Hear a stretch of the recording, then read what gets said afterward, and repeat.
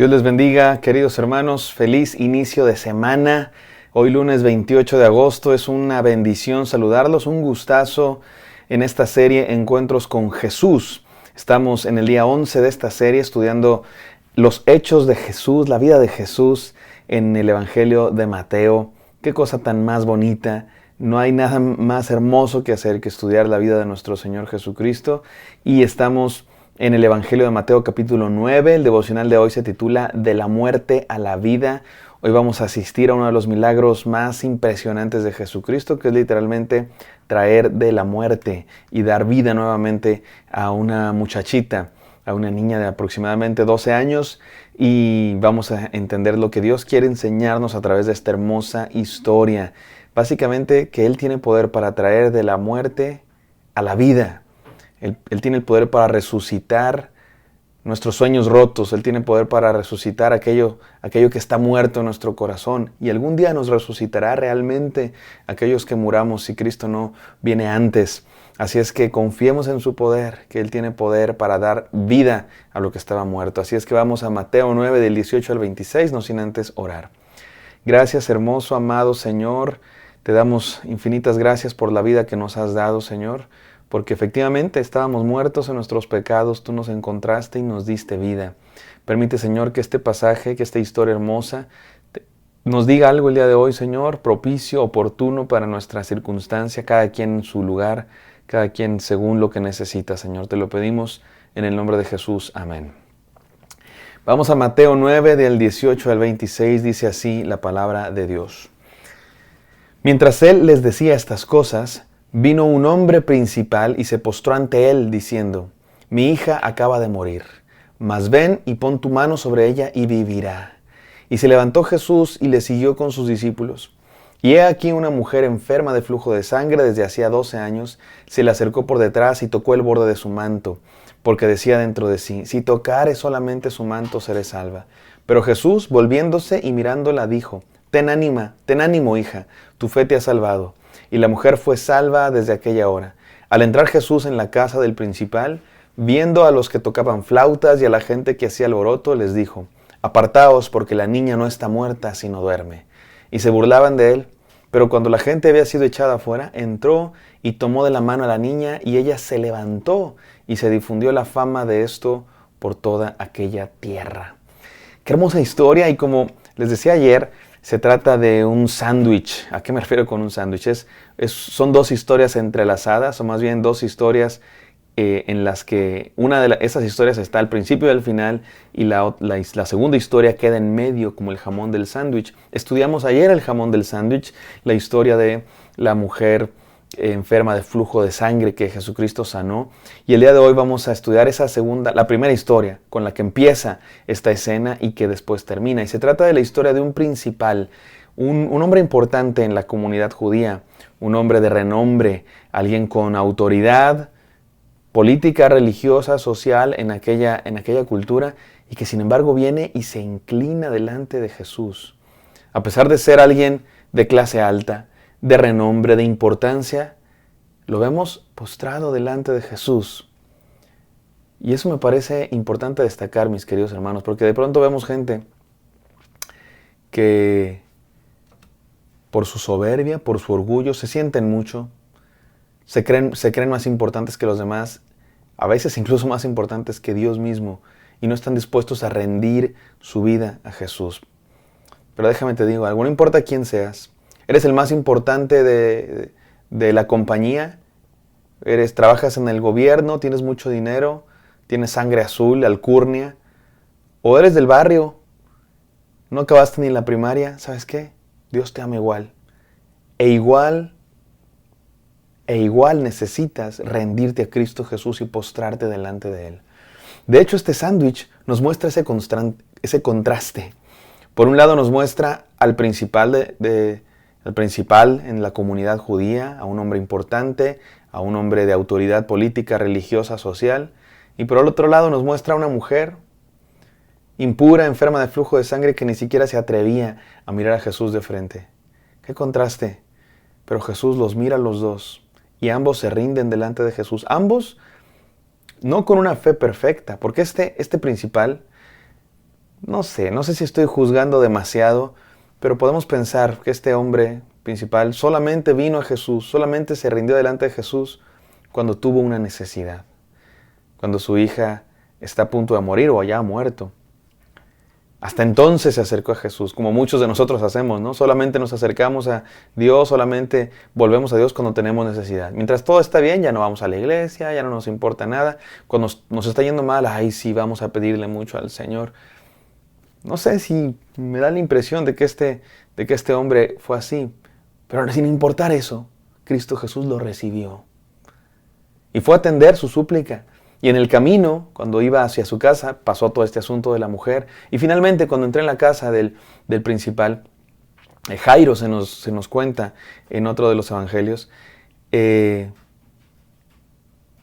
que está la gente ya en el funeral total. O sea, ya están llorando. Dice que había gente tocando la flauta y hacían mucho alboroto. En aquella época, cuando había un funeral, no solamente en los funerales de los ricos, aún en los funerales de la gente humilde, se acostumbraba a que hubiera música fúnebre y alboroto. Era parte de la tradición. De hecho, era una manera de mostrar respeto, era una manera de mostrar el amor hacia el difunto. Había plañideras, o sea, lloradoras profesionales. La gente contrataba lloradoras para que se mostrara el dolor por la pérdida de aquel que había muerto. Era parte de la cultura de aquella época, ¿no? Para nosotros nos puede causar hasta risa, ¿no? Las contrataban para llorar, literalmente les pagaban para llorar. Algunas hermanas que yo conozco serían muy buenas, ¿no? Serían ricas con ese trabajo. Pero ya estaban tocando flautas, estaba ya el ambiente de luto, de que alguien ha muerto. Y Jesucristo entra y dice, quítense, apártense, porque la niña no está muerta sino duerme. La niña no está muerta sino duerme. ¿Y qué pasa? Se empiezan a burlar de él.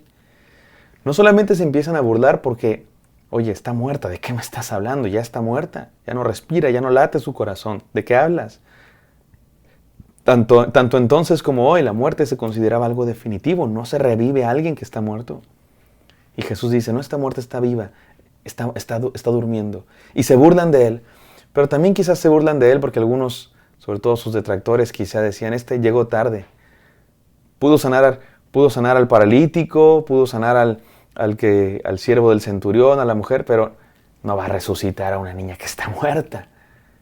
Y sin embargo, Jesucristo saca a la gente, le dice, sálganse de aquí. Jesucristo dice, aquí no es momento de hacer funeral, no es momento de llorar, porque estoy yo con ustedes. No es momento de llorar porque Cristo está con ustedes. No es momento de lamentarse porque Cristo está con ustedes. Ya llegará momentos de lamentarse. La vida hay momentos de lamentarse, dice Jesús. Este no es uno de esos.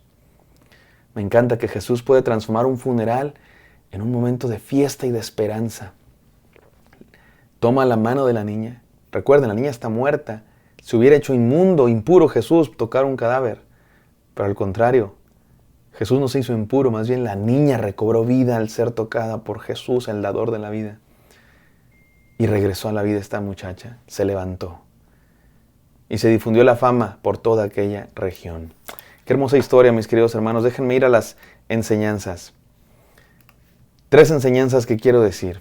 Antes de ir a las enseñanzas, déjenme decir algo. ¿Saben que hay algo interesante con el Evangelio de Mateo? Muchas de las historias que estamos estudiando las vemos la misma historia en otros evangelios, en el Evangelio de Marcos, en el Evangelio de Lucas, pero es interesante que Mateo en muchas historias parece ser el que menos detalles nos cuenta.